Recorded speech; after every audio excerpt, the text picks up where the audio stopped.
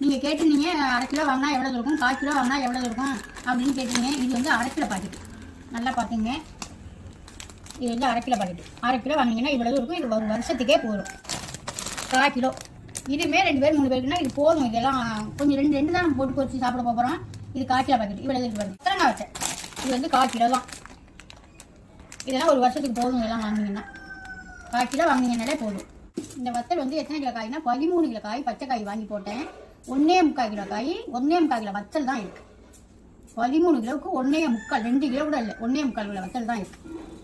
கத்திரிக்காய் வத்தல் 1/4 கிலோ வாங்கினீங்கன்னா இங்கே இவ்வளோ இருக்கு பாருங்க. நல்லா பார்த்துங்க. இது இப்போ ஒரு 10 வத்தல் போட்டால் போதும். இவ்வளோ வத்தல் போட்டால் போதும். குழம்பு புளிக்குழம்புக்கு நம்மளுக்கு இவ்வளோ வத்தல் தான் நம்ம போடுவோம். வருஷத்துக்கு 1/4 கிலோ வாங்கினீங்கனாலே போதுமானது தான். இது இந்த கத்திரிக்காய் இது ரெண்டும் வந்துங்க 6 கிலோ கத்திரிக்காய்ங்க. 6 கிலோ கத்திரிக்காய்க்கு எவ்வளோ இப்போ 600 இருக்கா? 600 550 கிராம் தான் இருக்கான் காஞ்ச உடனே.